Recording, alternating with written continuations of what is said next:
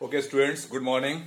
Today we discuss the rotational motion chapter में now the part is the moment of inertia. Means today हमारा जो आपका heading रहेगा that is the moment of inertia. So what is the meaning of moment of inertia? First we discuss the definition of moment of inertia.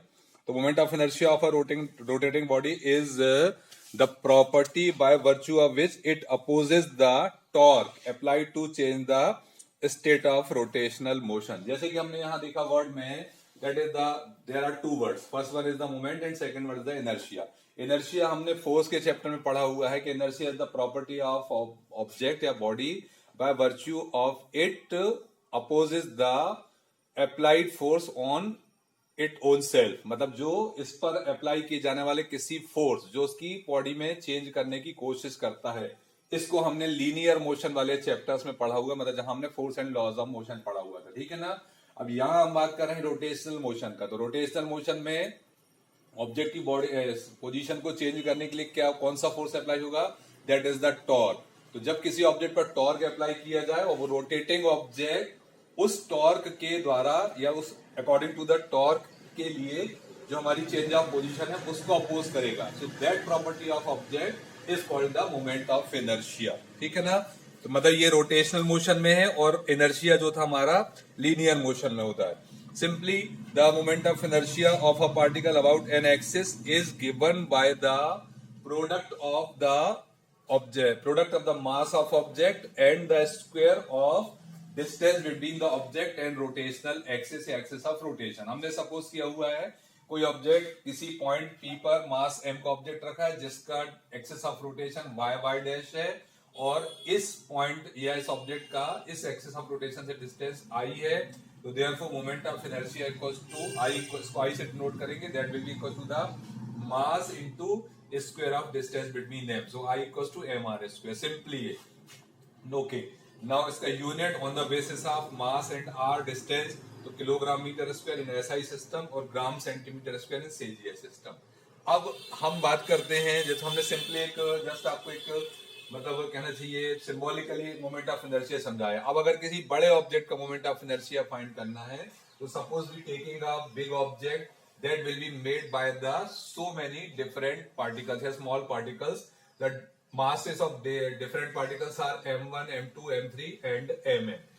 These particles are situated at r1, r2, r3 and rn distance from the axis of rotation। मतलब ये axis of rotation जो किसी object के अभी हमने माना हुआ उसके अंदर से जा रहा है, उस एक्सिस ऑफ रोटेशन से इस पार्टिकल, ध्यान रखेंगे पार्टिकल का डिस्टेंस कितना है, तो अपन ले सकते हैं हमने सपोज माना हुआ है ऑब्जेक्ट जो है that will be made bye m1, m2, m3, mn particle and the distance of object ये हम लिख सकते हैं मासेस होंगे, मासेस ऑफ पार्टिकल और उनके distance from the axis of rotation are the r1, r2, r3 and rn।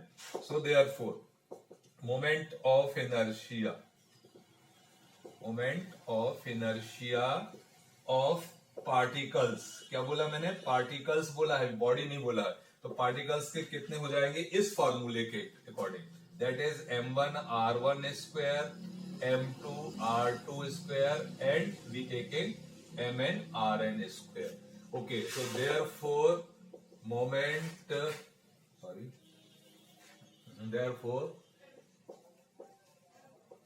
Moment of inertia of body, मतलब पूरे बॉडी का, that will be I equals to m1 r1 square plus m2 r2 square, m3 r3 square and then mn rn square. अब सबका summation है तो I equals to summation का sign लगाएंगे mi r I का square where I equals to 1 से लेकर के n तक। That is the moment of inertia का फॉर्मूला किसी एक बॉडी के लिए जो हमारे बहुत सारे डिफरेंट पार्टिकल से मिलकर बनता है। Yes students, the next part of that chapter is the radius of gyration. What is the meaning of radius of gyration? It is the perpendicular distance from the axis of rotation of a point at which the whole mass of the body is assumed to be concentrated। जैसे हमने diagram बनाया है ये, तो मैंने suppose कर लिया कि एट दैट पॉइंट m, मतलब इस पॉइंट पर कहीं पर हमारे ऑब्जेक्ट, ये हमने फर्स्ट डायग्राम जो था कि हमने किसी बॉडी को बहुत सारे डिफरेंट मासेस से मिलकर बना हुआ माना था, बट हमने यहाँ पर सपोज किया है, एज्यूम किया है कि the whole mass of body will be centralised concentrated at that point. So ये m और इस पॉइंट से एक्सिस ऑफ रोटेशन के बीच का डिस्टेंस, यहाँ हमने r लिए थे, यहाँ हमने रेडियस ऑफ गायरेशन सपोज करके that will be the k।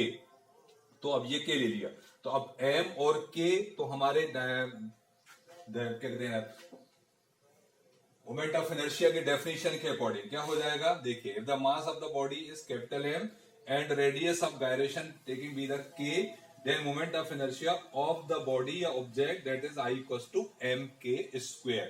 m mass of the object, k is the distance, यहाँ पर हम उसको radius of gyration लिया, that is the equation number 1।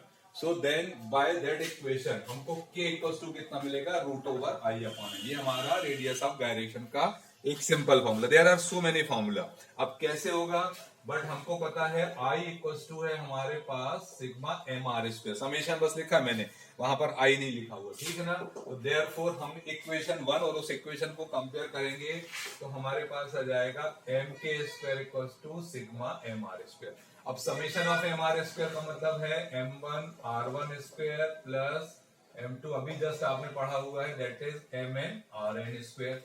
हमारा टारगेट क्या है, हमारा टारगेट है k फाइंड करना, तो therefore k square equals to कितना होगा, m1 r1 square dash dash mn rn square divided by that is whole mass. तो आप k का वैल्यू निकालेंगे root over m1 r1 square m2 r2 square and mn rn square whole by m। ये हमारे पास next equation of radius of gyration, that will be the equation number 3। Okay, अब suppose कर लेते हैं, हमने सपोज किया है let m1 equals to m2 equals to mn और सारे मासेस को हमने m ले लिया, तो देयरफॉर अब कैपिटल M कितना होगा हमारे पास, that is small m into capital M। Capital N is the number of particles of the, जिसके हिसाब जिससे अपना बॉडी बना हुआ है।